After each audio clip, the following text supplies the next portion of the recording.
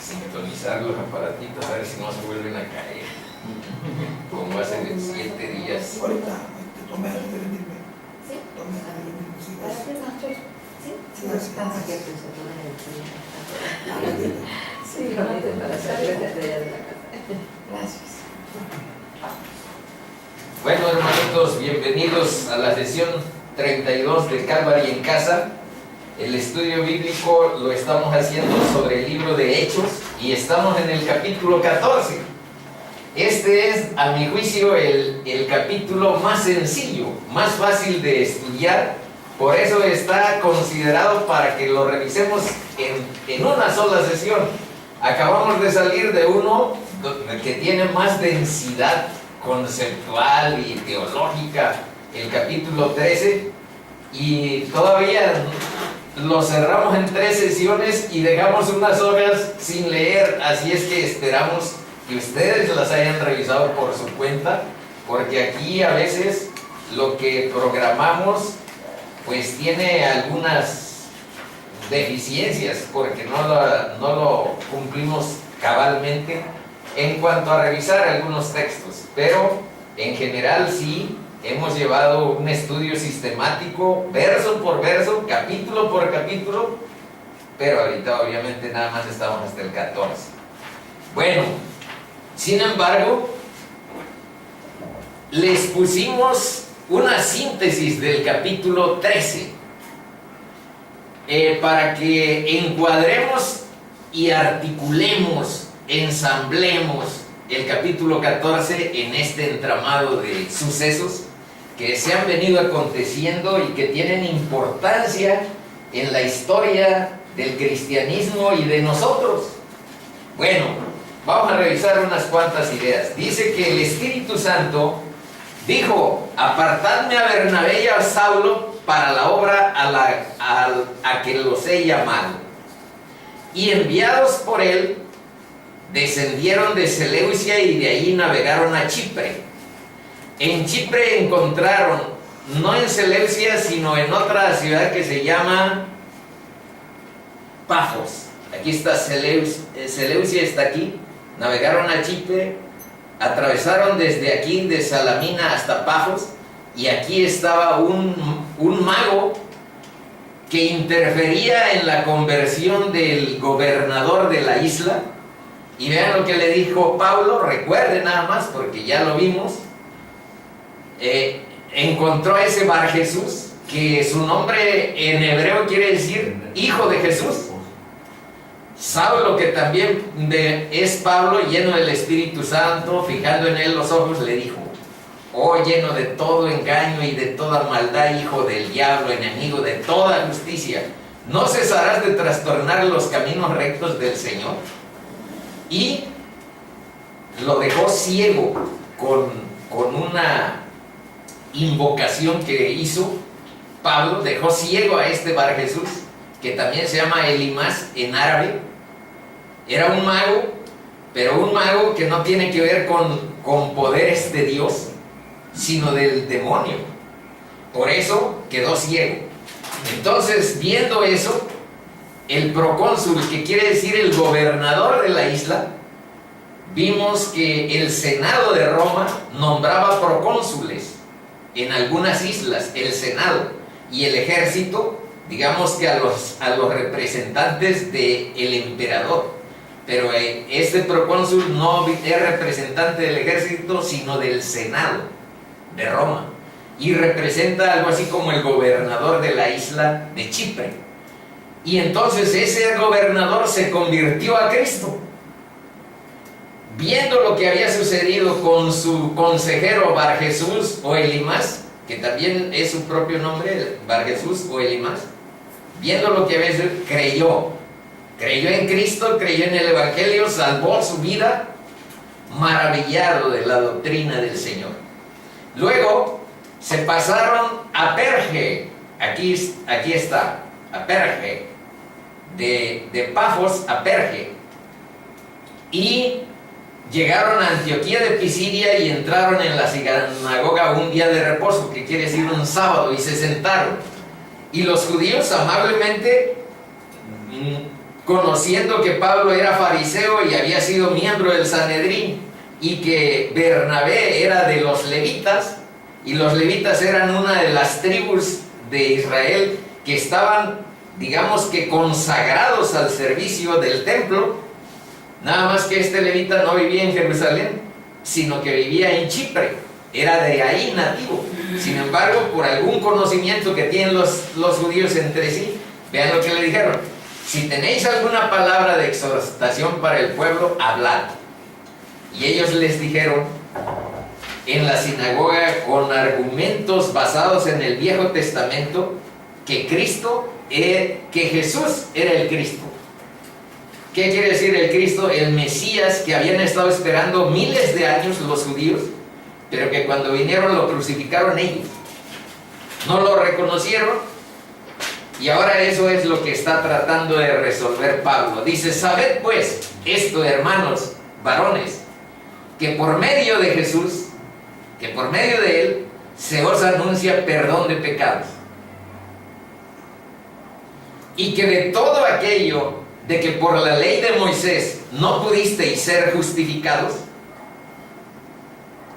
en Él, en Jesús, es justificado todo aquel que cree, todo aquel que tiene fe en su obra, en lo que representa y lo reconoce como Señor y Salvador.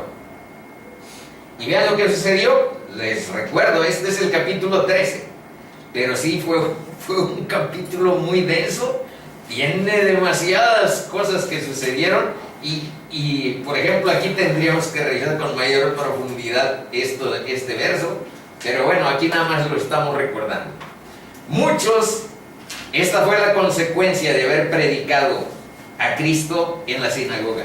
Muchos de los judíos y de los prosélitos piadosos siguieron a Pablo y a Bernabé, pero los que no, vean que nada más muchos, no todos, los que no reaccionaron violentamente contra Pablo y Bernabé, quisieron, bueno, no lo quisieron, sino los fueron a expulsar de la ciudad. En 8 días después de esta reunión que estamos analizando, se juntó casi toda la ciudad, estamos hablando de Antioquía, para oír la palabra de Dios. Pero viendo los judíos la muchedumbre, se llenaron de celos y rebatían lo que Pablo decía, contradiciendo y blasfemando. Luego azuzaron a las mujeres especialmente, buenas, y los principales de la ciudad, y levantaron persecución. Vean, este fue el producto. Levantaron persecución contra Pablo y contra Bernabé, y los expulsaron de sus límites. Expulsaron a Pablo y a Bernabé de Antioquía. Ellos entonces, sacudiendo contra ellos el polvo de sus pies, esta era una práctica de los judíos, sacudirse aquí el polvo cuando había una situación de agravio, deshonrosa, en este caso contra el evangelio, contra lo que representaban Pablo y Bernabé. Ellos entonces, sacudiendo contra ellos el polvo de sus pies, se fueron, llegaron a Iconio. Y hoy el capítulo 14 se va a desarrollar no en Antioquía, sino en Iconio y en Listra y en Derbe. Este es el primer viaje misionero de Pablo, y vamos a ver todo el capítulo 14, esperamos en Dios que así sea, y van a ver muchos sucesos interesantes que en el capítulo 14 se narran, pero estas son nuestras conclusiones del 13. Dice, bueno, un resumen: Antioquía de Pisidia estaba habitada por población griega, judíos y romanos, y los nativos frigios. Estamos aquí todavía. La religión judía ejercía gran atracción entre las mujeres. Esto porque aquí los principales de la ciudad los que levantaron persecución contra Pablo y Bernabé utilizaron a las mujeres. Eso dice el capítulo 13. Por eso estamos viendo que la religión judía ejercía gran atracción entre las mujeres. ¿Por qué? Porque ellas sufrían las consecuencias de la inmoralidad sexual. Especialmente había enfermedades buenas de las que ahora también todavía hay. Sífilis. Ahora hay hasta sida. Gonorreas. Y porque la vida familiar se estaba desintegrando. No es nuevo eso, de que por adulterios, fornicaciones, la vida familiar esté en riesgo. Entonces, por eso, porque la religión judía predicaba pureza moral y vida limpia. Deben de saber que hasta en el ejército, cuando salían a batallas los soldados hebreos, llevaban una estaca y tenían que escarbar para hacer sus necesidades, porque en un libro de la ley dice que Dios acampaba con ellos y tenía como que supervisar las tropas y no podía encontrar sucio nada en los cuarteles. Entonces tenían precauciones hasta de ese tipo. Nadie podía estar en el campo haciendo necesidades al aire libre. Tenían que escarbar con una estaca. Y llevaban, aparte de sus armas, una estaca. Como los gatos. Como los gatos, ni más ni menos. Pero ahí las mujeres no ejercían así como, no eran muy importantes, ¿no? En la religión. No, nomás las ahí utilizaban. las mujeres, hasta que llegó Cristo, las habilitó. Y vamos a ver que en él, esa es una de las conclusiones. Aquí está, miren, no vale ni que seas hombre, mujer, ni que seas patrón o esclavo. Eso es lo que trajo Cristo, igualdad delante de él. Dice, para los judíos no había esto, vean este punto, para los judíos no había ofensa mayor que los privilegios de la verdad de una relación con el Dios verdadero fuera a parar a los gentiles incircuncisos, a nosotros. Era una ofensa. Era una ofensa, no había ofensa mayor, y eso nunca lo pudieron digerir, y hasta el día ellos se sienten separados como el pueblo de Dios y nos siguen viendo a nosotros como gentiles que somos algo así como leña para el infierno. Leña para el infierno. Por eso les pasó eso en Ese es su... Por eso algunas de esas reacciones ha habido históricamente, no nada más en Alemania, en otras, también en Roma, fueron expulsados y cosas así. La prédica, entonces la prédica de la salvación universal en Cristo tuvo como resultado inevitable que se persiguiera a Pablo y a Bernabé. Pero, este es muy importante, un grupo de creyentes emergió en cada ciudad de estas. Hubo un grupo en Antioquía, hubo un grupo en Iconio, hubo un pequeño grupo en Listra y hubo un pequeño grupo en Derbe. Y estos pequeños grupos, estas pequeñas iglesias que se llaman, las vamos a ver en el segundo viaje y en el tercero, que van a llegar hasta por acá. Hasta por acá. Ahorita nada más llegaron acá y se tardaron alrededor de 3 años. Lo que revisamos en un poco de tiempo corresponde a 3 años aproximadamente. Bueno, sigamos con las conclusiones. Los judíos además promovían una conversión, pero no al cristianismo, sino al judaísmo de los gentiles.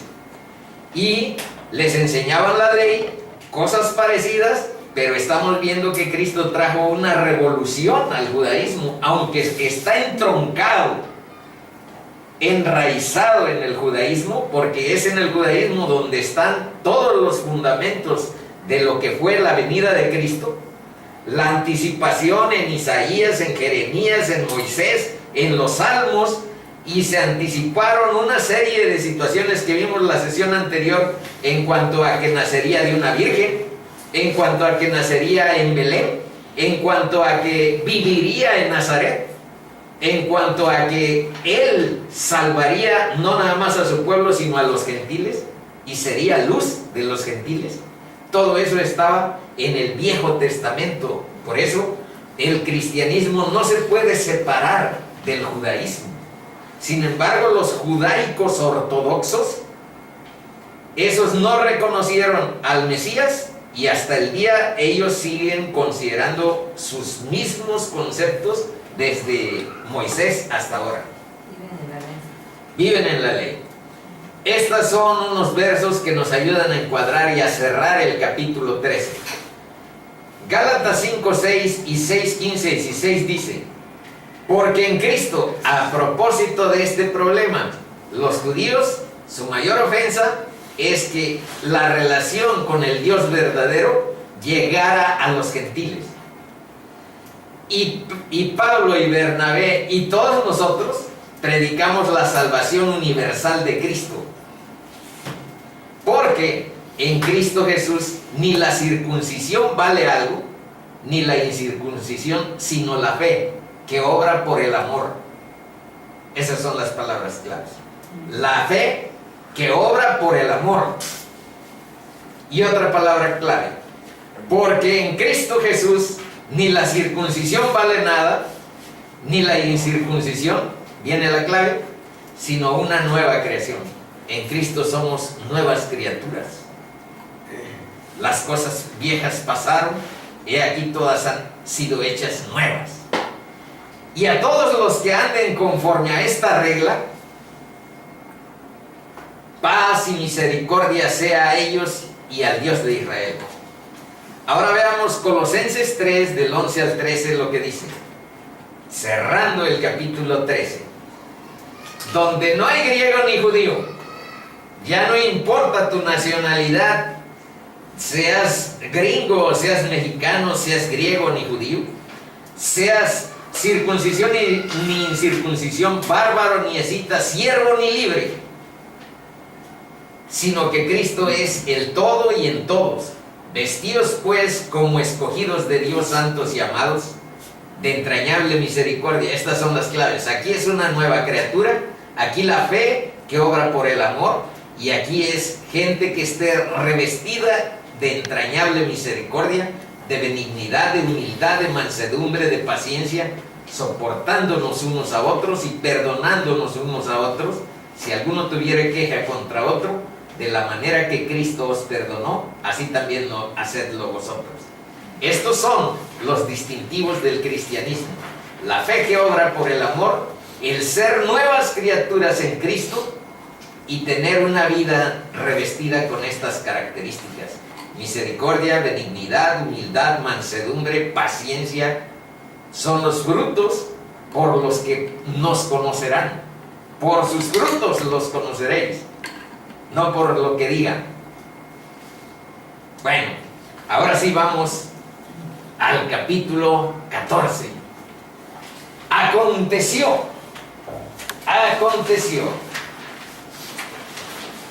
en Iconio que entraron juntos en la sinagoga de los judíos y hablaron de tal manera, pues quiere decir con mucha convicción, yo creo, o quiere decir con mucha perseverancia, persuasión, capacidad de persuadir a los otros. Hablaron de tal manera que creyó una gran multitud de judíos y asimismo de griegos. Más, pero fíjense bien, dice una gran multitud, no dice todos, y los que no creen siempre reaccionan de manera inapropiada, bueno, a su manera. Mas los judíos que no creían excitaron y corrompieron los ánimos de los gentiles contra los hermanos. Por tanto, se detuvieron allí mucho tiempo hablando con denuedo, pero vean cómo reaccionan, ¿eh? Aquí dice que hablaron de tal manera que creyó una gran multitud. Aquí dice que los judíos que no habían creído, excitaron y corrompieron los ánimos de los gentiles en contra de Pablo y de Bernabé. Pero ¿cuál fue la reacción de Pablo y Bernabé? Vean, en el 3. Por tanto, se detuvieron allí mucho tiempo, hablando con denuedo, confiados en el Señor, el cual daba testimonio a la palabra de su gracia, concediendo que se hiciesen por las manos de ellos prodigios y milagros. Eso quiere decir de ellos señales y prodigios. Hoy vamos a revisar uno de los milagros más impresionantes de Pablo. Está en la siguiente diapositiva de las que tiene texto del capítulo 14. Ahí vamos a ver señales y milagros que avalaban la palabra que ellos predicaban. Y la gente de la ciudad estaba dividida. Unos estaban con los judíos y otros con los apóstoles.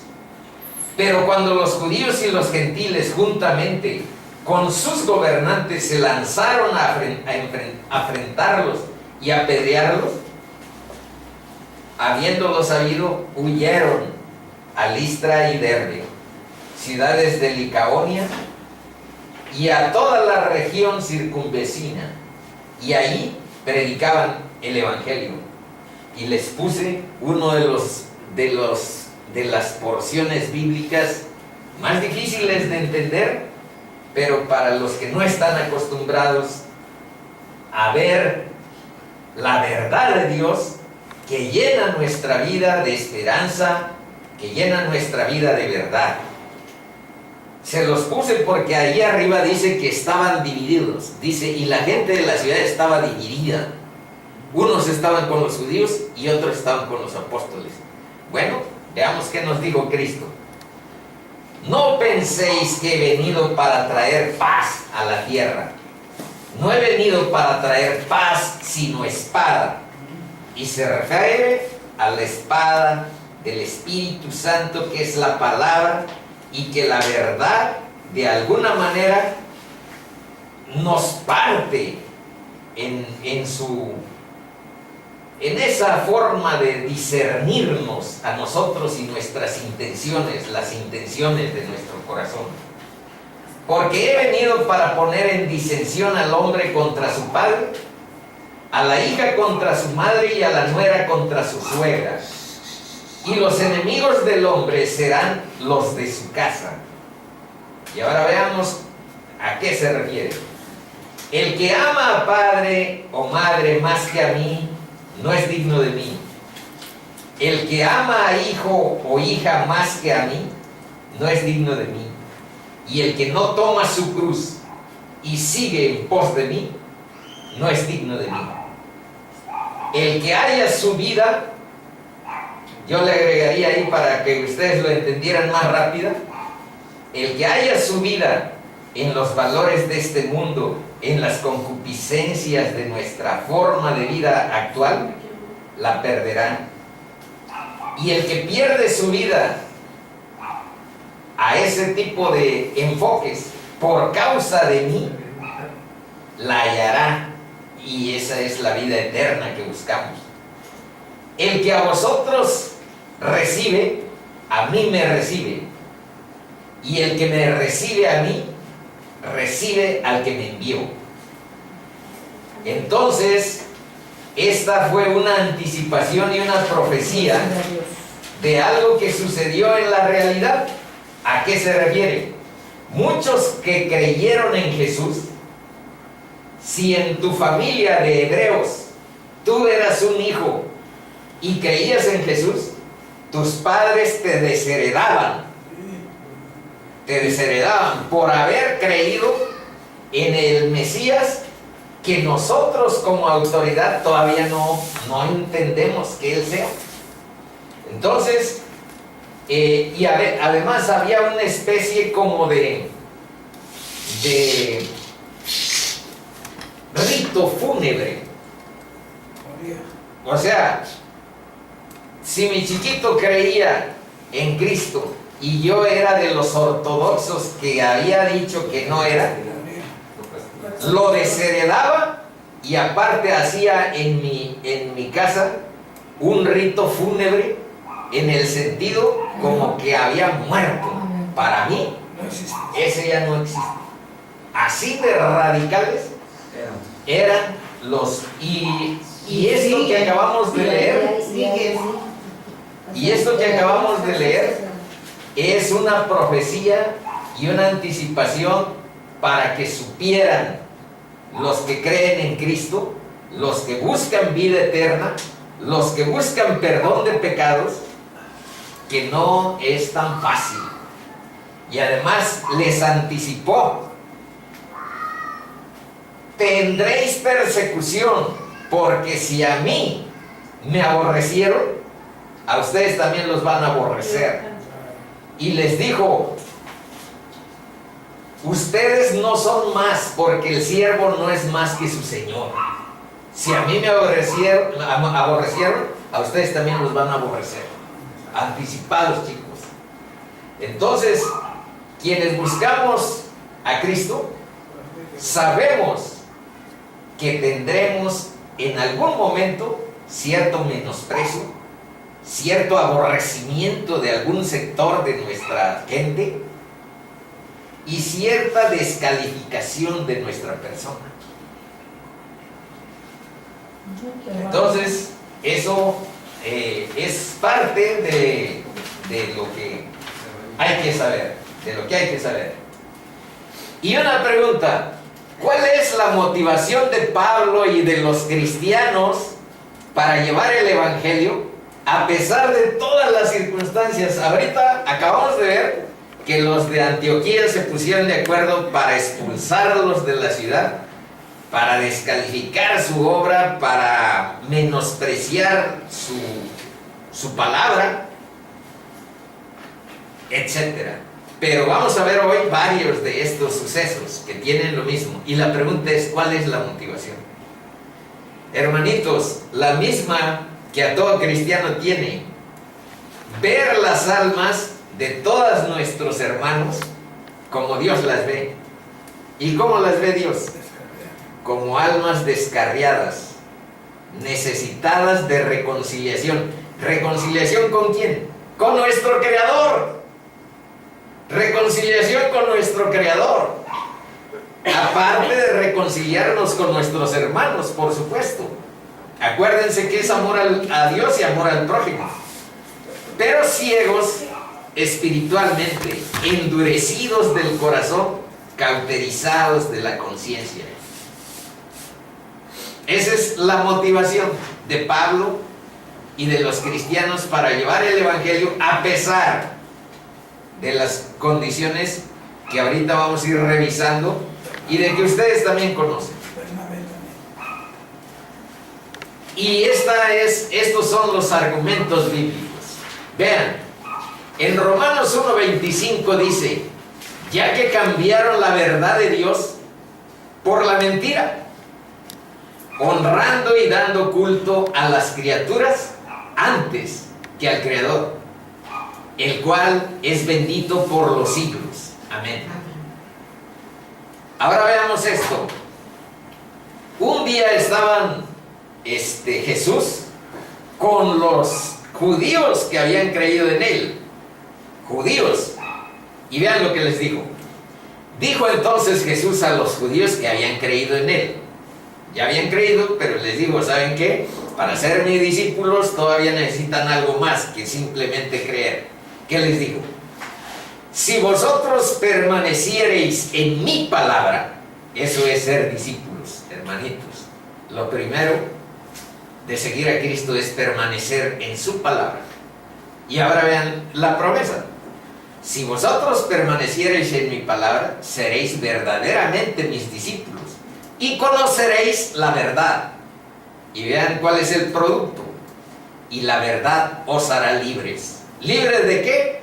Primero del pecado y segundo de las consecuencias del pecado, que son muerte, que son desintegración, que son engaño, destrucción. Las consecuencias del pecado son, y eso es, dice, y la verdad os hará libres de eso. Le respondieron: ¿Por qué nos dices de libertad si nosotros siempre hemos sido libres? Eso le dijeron. Y se los digo así porque nosotros también pensamos, pues con libertad yo siempre he sido libre. Le respondieron, linaje de Abraham somos. Jamás hemos sido esclavos de nadie. ¿Cómo dices tú seréis libres? Bueno, ahora vean la libertad de Cristo. Jesús les respondió, de cierto os digo que todo aquel que hace pecado no es libre. Esclavo es del pecado. Y vean las consecuencias. Y el esclavo no queda en la casa para siempre, no conoce la vida eterna. El Hijo sí. El Hijo sí queda para siempre. Ese es Dios, les digo. Y ahí va la conclusión. Así que si el Hijo os libertare, seréis verdaderamente libres. Y en Marcos 7:9, esto se los puse porque junto con esa concepción hay otra, de que ningún rito, ninguna religión nos da poder y vida. Nuestra relación con Cristo nos da poder frente al pecado y vida en Él. Les decía también, bien invalidáis el mandamiento de Dios para guardar vuestra tradición. Esto es muchas costumbres y tradiciones, pues nos parecen partes de la identidad de nuestro pueblo y nosotros a veces participamos en una serie de costumbres y tradiciones, y aquí les decimos, siempre y cuando no invaliden el mandamiento de Dios, pues no necesitamos por qué quitárnoslas. Pero si esas tradiciones sustituyen la gloria de Cristo, invaliden el mandamiento de Dios, entonces esas pueden constituirse en trabas para encontrar la verdad de Cristo. Y les dijo, esto es Lucas 12:15. Pero esta primero la vamos a leer, primero vamos a ver estos 3 círculos. Miren, nuestra sociedad actual está atrapada en esta encrucijada. Primero, el consumismo, la balanza sobre la cual vemos nuestros valores sociales, nuestro valor como personas delante de los demás, es nuestra capacidad de consumo y lo que hemos tenido. El hedonismo, que es perseguir el placer de la comida, de la bebida, de la estancia, del sexo, también perseguir el placer sin el afecto, sin el amor. Y el relativismo, porque nuestra moral dice que cada quien tiene la suya y que no hay verdad absoluta y que no hay verdad de Dios que regule nuestro comportamiento. Entonces cada quien tiene su verdad. En este mundo traidor nada es verdad ni mentira, todo es según el color del cristal con que se mira.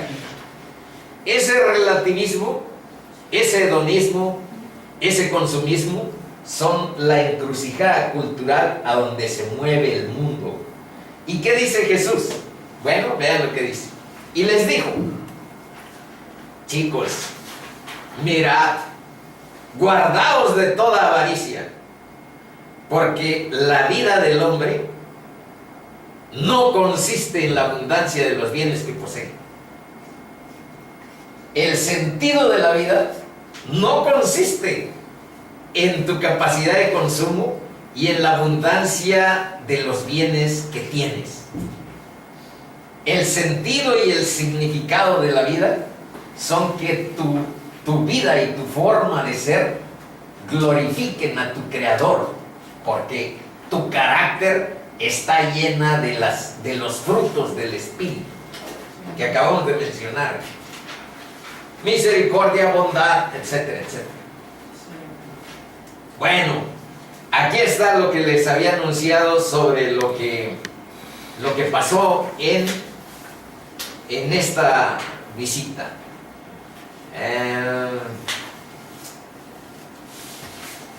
Aquí vamos. Hechos 14. Y cierto hombre de Listra, este es el milagro que les había anunciado.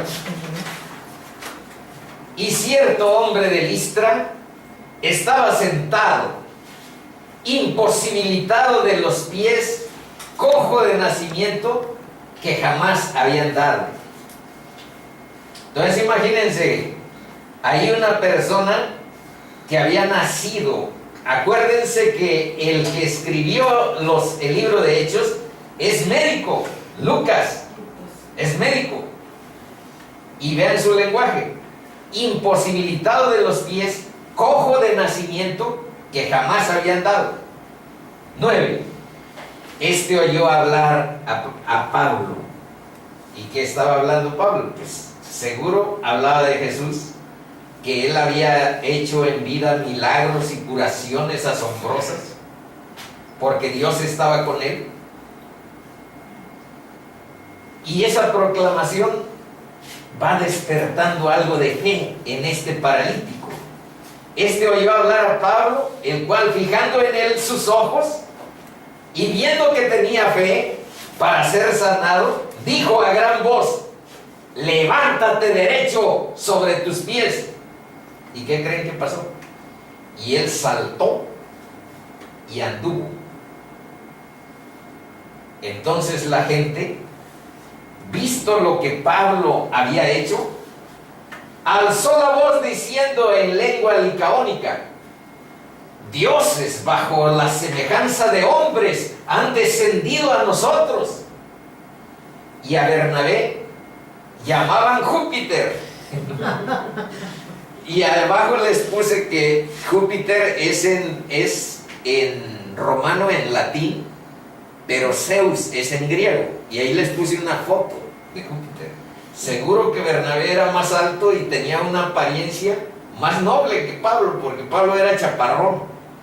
Y dice, y a Pablo lo consideraron a Hermes, el mensajero de los dioses, o Mercurio, porque este era el que llevaba la palabra. El que más hablaba era Pablo, pero Bernabé debía haber tenido una actitud noble, prudente, etc. Y vean lo que siguió, no nada más los confundieron con dioses, sino vean lo que sucedió. Y el sacerdote de Zeus o Júpiter, cuyo templo estaba frente a la ciudad, trajo toros y guirnaldas. Guirnaldas quiere decir flores, o de esos adornos de flores que les pusieron en los cuernos a los toros, o cerca de las puertas de la iglesia de este templo frente de Júpiter. Dice, y guirnaldas delante de las puertas, y juntamente con la muchedumbre quería ofrecer sacrificios a estos dioses. Los confundieron con dioses. Ahora veamos la explicación. Veamos la explicación. Primero deben de saber que entre los griegos había muchísimos dioses. Había dios hasta del vino, Baco.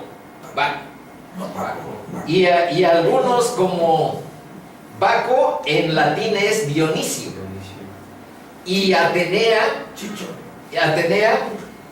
es Venus en latín. Todos los dioses tienen su equivalencia con los latinos porque pues así Roma y Grecia constituyeron una cultura mezclada, híbrida, de la cual tú y yo tenemos influencias. Judaico, romano, cristiano. Ándale. Y ahora vamos a ver cómo termina esto. Pero primero vamos a explicar por qué sucedió. Vean, yo investigué en una obra de Ovidio que se llama Metamorfosis, una leyenda de Licaonia. que explica por qué hicieron lo que hicieron estos tipos. Vean lo que dice.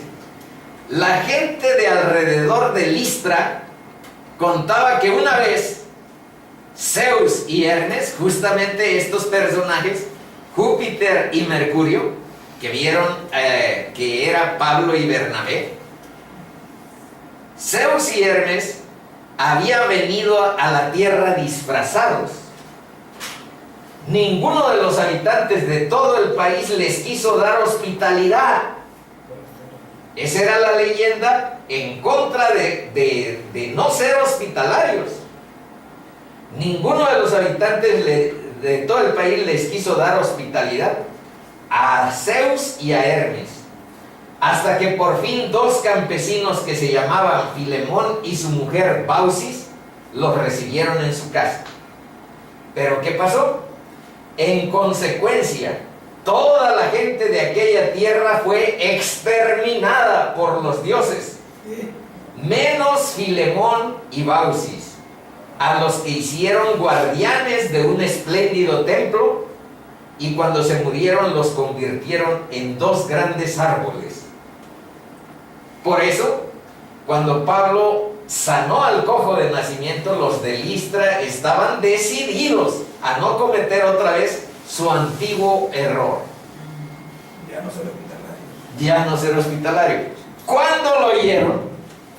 Ahora vean cómo reaccionó Pablo y Bernabé. Bueno, me van a brindar ofrendas como si fuera Dios. Cuando lo oyeron, los apóstoles Bernabé y Pablo rasgaron sus ropas y se lanzaron entre la multitud dando voces y diciendo: varones, ¿por qué hacéis esto? Nosotros también somos hombres semejantes a vosotros, que os anunciamos que de estas vanidades os convirtáis al Dios vivo, que hizo el cielo y la tierra, el mar y todo lo que en ellos hay. En las edades pasadas, Él ha dejado a todas las gentes andar en sus propios caminos, si bien no se dejó a sí mismo sin testimonio, haciendo bien, dándonos lluvias del cielo y tiempos fructíferos, llenando de sustento y de alegría nuestros corazones. Y diciendo estas cosas, difícilmente lograron impedir que la multitud les ofreciera sacrificio. Bueno, esta fue el desenlace de lo que pasó en Listra, pero todavía hay un ingrediente ahí, porque ahí las consecuencias de su religiosidad local habían sido de alguna manera descalificadas, habían sido de alguna manera ridiculizadas, cuando no resultaron ciertas de que ellos eran los dioses del Olimpo que habían bajado ahí. Y vamos a ver que eso se junta con otra cosa más fea todavía. Hechos 14 del 19 y 20. Entonces vinieron unos judíos de Antioquía y de Iconio. Vean hasta dónde llega la perversidad. De aquí hay 120 kilómetros de Antioquía a Iconio. De Iconio a Listra hay 32 kilómetros. Iconio es una ciudad muy grande. Esta cantidad de habitantes estaba en esa época. Yo no sé, pero yo lo encontré en un libro confiable, no la Biblia, es en uno de los comentarios sobre este capítulo que revisé. Y esta Iconio, Claudiconio, le llamaban también como una contracción, como una conjunción entre Claudio, que era un emperador, e Iconio, y le llamaban también Claudiconio, porque era una ciudad real, esa Iconio. De todas estas cuatro era la más importante, Iconio, y actualmente está en Turquía y se llama Konya.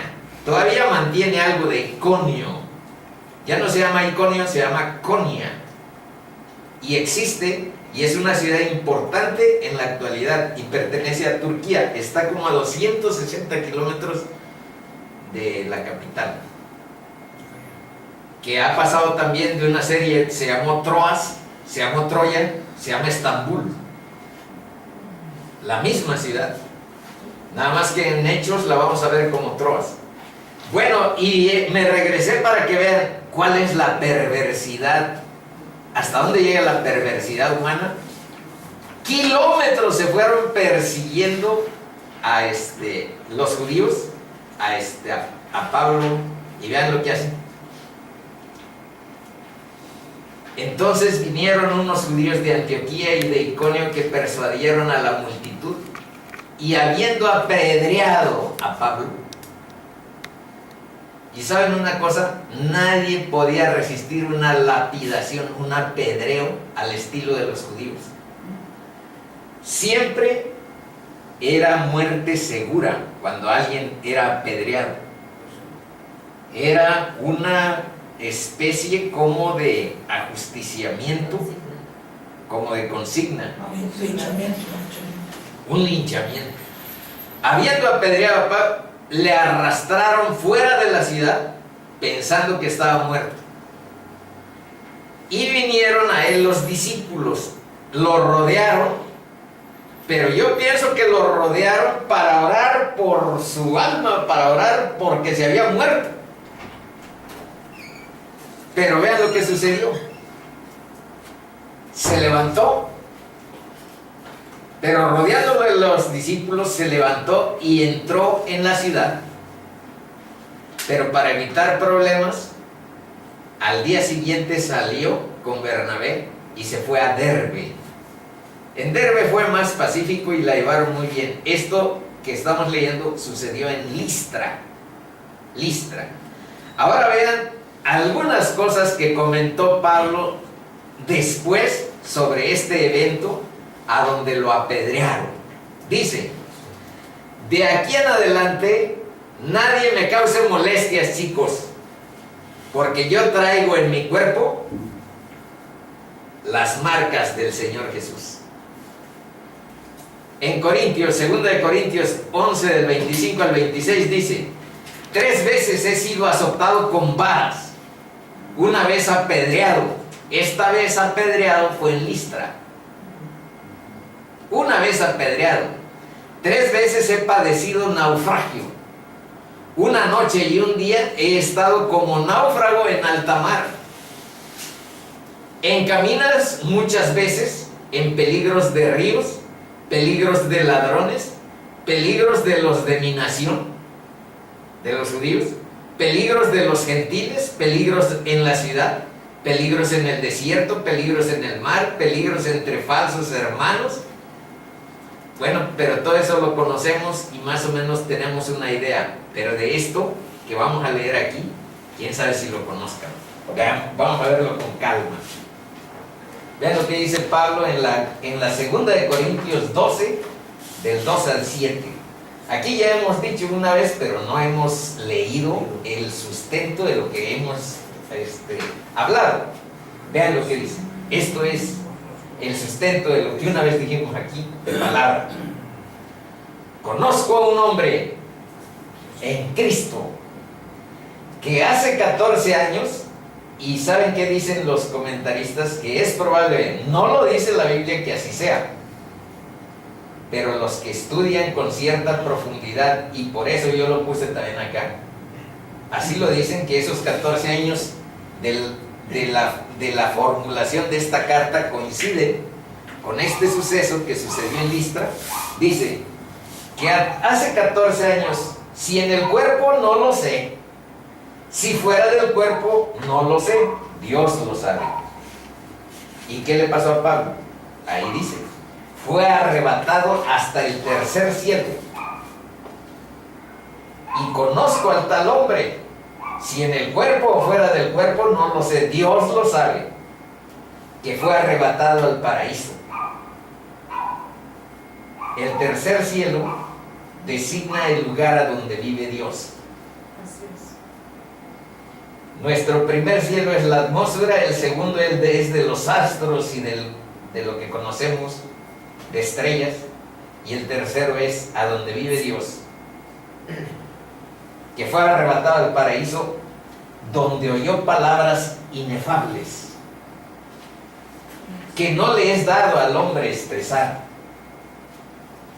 De tal hombre me gloriaré, pero de mí mismo en nada me gloriaré, sino en mis debilidades.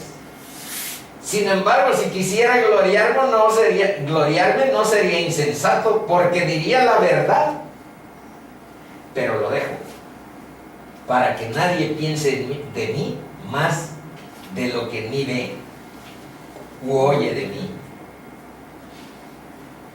Entonces, aquí hay una aproximación a entender que posiblemente este chico resucitó. Bueno, vamos a ver los últimos versos del capítulo 14. Son estos. 21. Por eso les decía, este capítulo es el más light que parece.